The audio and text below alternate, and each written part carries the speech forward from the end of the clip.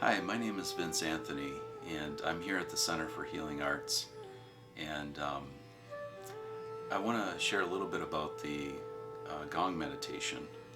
So, Diane, my wife, and I were in Kauai about 7 years ago on in the north area, and Diane shared with me that she had purchased tickets for a Gong meditation, and I thought, oh my God, that sounds wonderful. I had heard about gongs and the healing power of sound, but I had not yet experienced it with a gong up until that point. So, in any event, in the evening, we assembled with probably 30 other people, and we had yoga mats, and the teacher, Diane Klein, a Kundalini yoga teacher, basically opened up the space for healing. And then soon we were laying down with our eyes closed. And at the first invite of the gong, I went really deep inside. And I had quite a journey.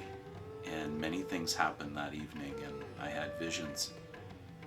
And when the meditation came to completion, I shared with Diane, very excitedly, I said, oh my God, I'm going to do this on the mainland. And she just as excitedly said, yes, you are. So about a year later, I purchased my first gong, a symphonic Paiste gong, about 32 inches, and started playing and started training. And our training brought us to Europe, and also the Omega Center in Rhinebeck, New York, and many trainings with teachers. In any event, tonight's Gong meditation is going to be something different than that. We're actually going to be seated in chairs, and the reason why I'd like people to experience being seated in chairs, because normally for about the last 6 years we've been doing it laying down, is because personally I've been doing a real deep dive into mindfulness and blending mindfulness with self-hypnosis to basically shape the inner landscape, to be able to get to a state where no matter what's happening, no matter how you feel, you can not let the feelings push you around and still make some really powerful choices.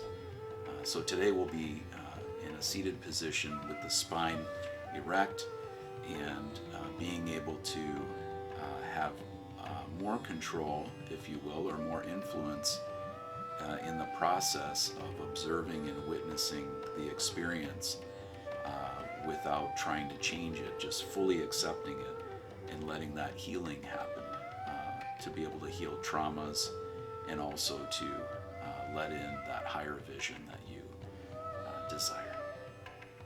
Over 20 years, I've been working with people as a psychotherapist and as a hypnotherapist, along the lines of something that's what I consider beyond just talking therapy, meaning that I'm guiding the client into their own deeper inner process so that they can find their own solutions. Talk therapy, of course, is excellent, and the research today is showing that essentially a good relationship with a talk therapist can be very effective in about a year's time. Personally, I like to work differently, and yes, like you said, I help people to stop smoking. I help people to release weight and anxiety, and pretty much deal with the normal topics any psychotherapist would deal with. And I'm also bringing in the shamanic perspective.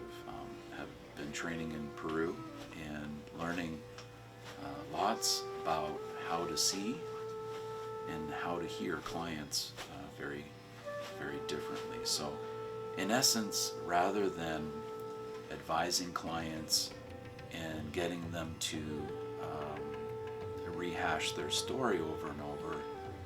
I am much more interested in, as much as the story is an important part of the process, I'm much more interested in guiding the client to go inside and to discover solutions for themselves.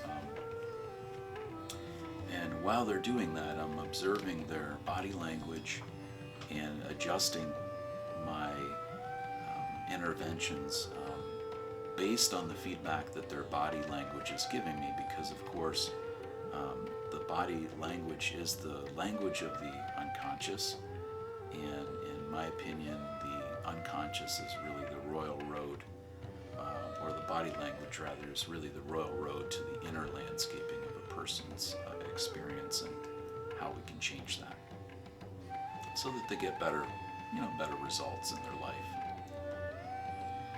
So one of the things I'd like to share about sound healing is that the power of sound really has the power to shift our consciousness.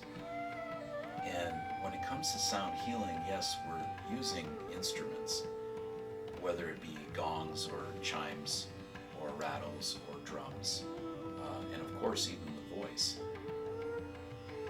The principle and sound behind sound healing really is that the person's having an experience and they're coming to sound healing to release something or to optimize something in their life. So the sounds are being shared from the facilitator in a way that helps to shift those inner images the person is having during the sound healing experience. So it's very important that the sound healer himself or herself is holding that high vibration during the experience, which really assists the participant in the process of sound healing.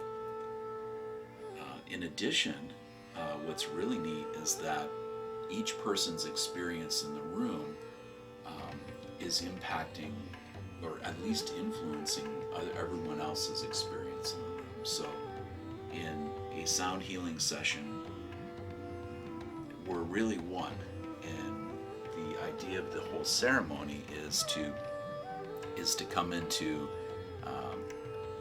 a state of unity, where everybody feels like they are one with everybody in the room, and even beyond that.